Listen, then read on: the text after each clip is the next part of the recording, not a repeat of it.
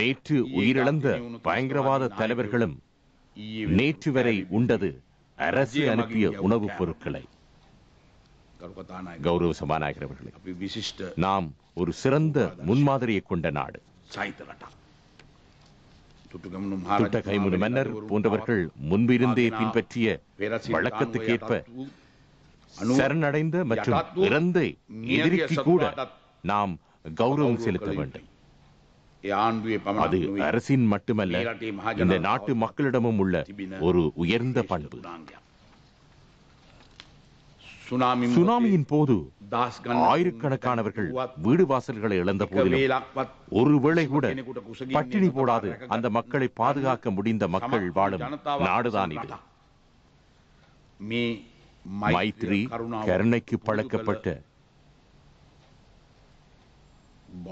பௌத்த, இந்து, இஸ்லாம், கத்தோலிக்க மதங்களால் போஷிக்கப்பட்ட எமக்கு நிர்கதிக்குள்ளான எமது மக்களை கவனிக்க வேண்டிய விதத்தை பற்றி அறிவுரை தேவையில்லை.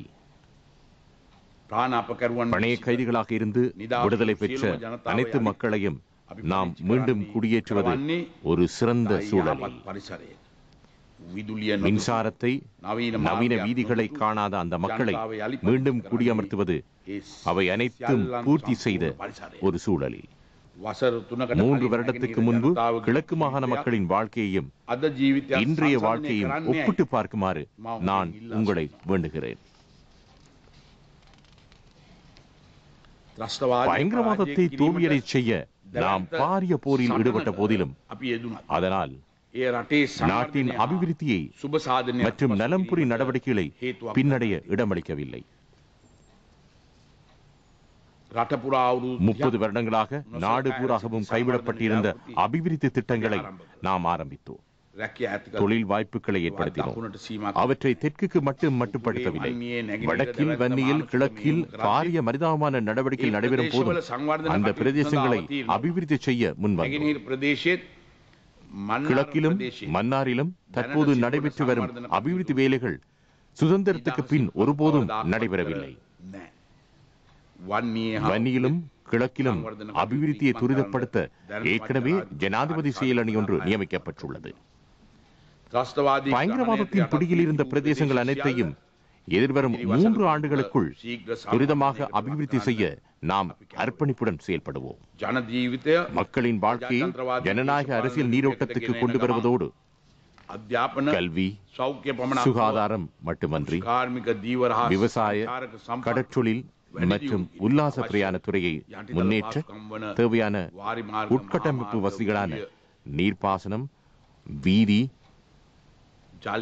மின்சார வசதிகளை விருத்தி செய்யும் வடக்கின் வசந்தத்துக்கு நாம் காலடி வைப்போம். நமது நாட்டின் தனியார் துறைக்கு இருந்த பிரதான தடையான பயங்கரவாதத்தை நாம் தற்போது ஒழித்துள்ளோம். ஆகவே அவர்களுக்கு முதலீடு செய்ய, தனது வியாபாரங்களை செய்ய தேவையான சூழல் உருவாகியுள்ளது. முக்கியமாக வடக்கிலும் கிழக்கிலும் முதலீடு செய்ய முன்வருமாறு நான் எமது வியாபார சமூகத்தையும் சர்வதேச வியாபார சமூகத்தையும் வேண்டுகிறேன். எமக்கு தேவை அறிவுரை மட்டுமல்ல, இந்த மக்களுக்கு சிறந்த வாழ்க்கை அமைத்துக் கொடுக்க ஒத்துழைப்பு தேவை. சர்வதேச சமூகம் அந்த ஒத்துழைப்பை பெற்றுத் தருவார்கள் என்று நான் நம்புகிறேன்.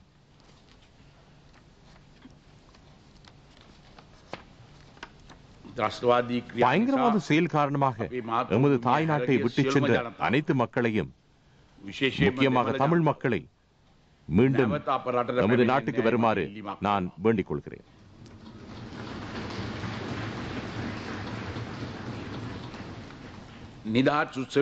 இதற்கு முன் சுதந்திர தின உரையின் போதும் நான் இதனை வேண்டிக் கேட்டேன். அத்தோடு உலகில் பல்வேறு நாடுகளில் வாழும் எமது பொறியியலாளர்கள், வைத்தியர்கள், கணக்காளர்கள் மற்றும் ஏனைய தொழில் வல்லுநர்களை எமது நாட்டுக்கு வந்து நாட்டின் அபிவிருத்திக்கு பங்களிப்பு வழங்குமாறு வேண்டுகிறேன். கௌரவ சபாநாயகர் அவர்களே, இந்த பிரதேச மக்களுக்கு நாட்டின் ஏனைய பிரதேச மக்களை போன்று ஜனநாயக சுதந்திரத்தை நாம் வழங்க வேண்டும். அத்தோடு அவர்களுக்கு தேவையான அரசியல் தீர்வை நாம் விரைவில் பெற்றுக் கொடுக்க வேண்டும். ஆனால் அது வெளிநாட்டில் இருந்து பெரும் தீர்வு அல்ல. வேறு நாடுகளின் தீர்வு ஆலோசனைகளை நம்மால் கையாண்டு பார்க்க நேரமில்லை. அதனால் நமக்கென்றே தேசிய தீர்வு ஒன்றை நாம் பெற்றுக் கொடுக்க வேண்டும்.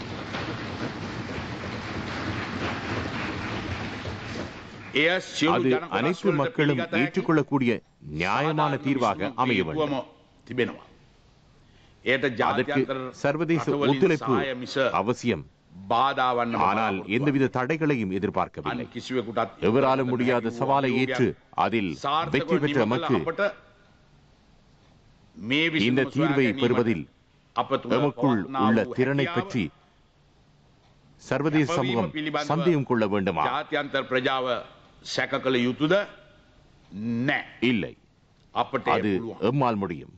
பௌத்த தத்துவத்தில் வரும் மெத்தா, முதிதா, கருணா, உபேக்ஷா என்னும் நற்குணங்களுக்கு ஏற்ப நாம் பெற்றுக் கொடுக்கும் தீர்வு உலகத்துக்கு ஒரு ஆறுதலாகவும் எடுத்துக்காட்டாகவும் இருக்கும் என்று நான் நம்புகிறேன்.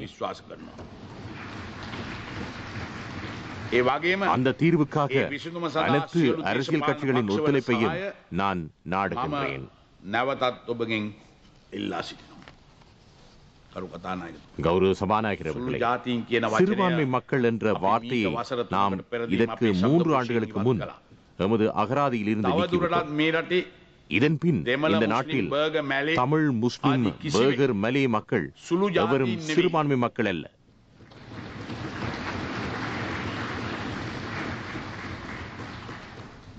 தற்போது இந்த நாட்டில் இருப்பது 2 சமூகங்கள் தான்.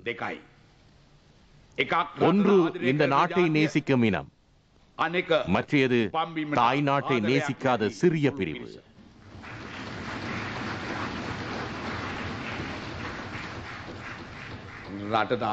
நாட்டை நேசிக்காத பிரிவு இப்போது சிறு பிரிவாகிவிட்டது. சபாநாயகர் அவர்கள், இந்த சிறிய பிரிவினர் இப்போது கேள்வி எழுப்புகின்றனர், இந்த வெற்றி யாருடைய வெற்றி? அதற்கு உரிய விடை எம்மிடம் உண்டு. இந்த வெற்றி ஜனாதிபதி மஹிந்த ராஜபக்சவின் வெற்றி மட்டுமல்ல. இந்த ஒன்று கூடல் நமது தேசிய கொடியை சுற்றியே நாம் இந்த நாட்டின் தேசிய கொடியை சுற்றி இங்கு நாட்டு மக்களை ஒன்று கூடல் செய்தோம். அதனால் இந்த வெற்றியை உரித்தாவது தேசிய கொடியை சுற்றி ஒன்று கூடக்கூடிய பொதுமக்களுக்கே.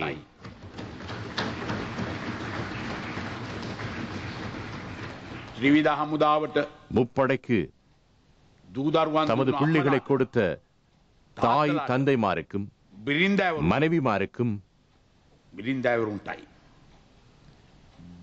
வயிற்றை பற்றி சிந்திக்காது நாட்டை பற்றி சிந்திக்கும் மக்களுக்கு.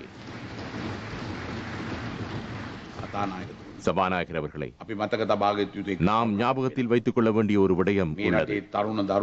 இந்த நாட்டின் இளைஞர்கள் தமது உயிரை தியாகம் செய்து காப்பாற்றிய நாடு இது.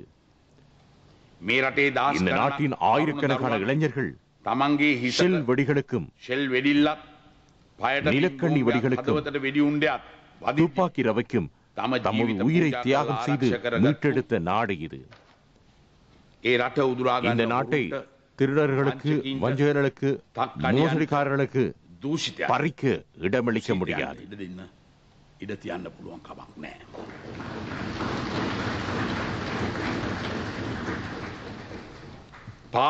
நாட்டை காட்டிக் கொடுக்கவோ விற்கவோ இடமளிக்க முடியாது. நாம் இந்த நாட்டின் சமாதானம், அபிவிருத்தி, நல்லாட்சியை ஏற்படுத்தி உயிர் தியாகம் செய்து நாட்டை காத்த நமது புதல்வர்களுக்கு கௌரவம் செலுத்த வேண்டும். 1980ஆம் ஆண்டிலிருந்து உயிர் தியாகம் செய்த ஆயிரக்கணக்கான ராணுவ வீரர்கள் நமது தாய் நாட்டில் அடக்கம் செய்யப்பட்டுள்ளார்கள். இந்த அனைத்து வீரர்களையும் கௌரவத்துடன் நினைவு கூறுகிறேன். அவர்களுக்கு நமது நன்றி கடனை செலுத்துகிறோம். இந்த முக்கிய நிகழ்வுக்கு இலங்கை ராணுவத்தின் நீண்ட தூர ஆய்வு பிரிவின் வீர உத்தியோகராக இருந்த பயங்கரவாதிகள் முன் வீரமாக போரிட்டு உயிர் தியாகம் செய்த லெப்டினன்ட் கர்னல் லலித் ஜெயசிங்கவின் பாசமிக்க தாய், தந்தை, மனைவி மற்றும் குழந்தைகள் இங்கு வந்துள்ளார்கள்.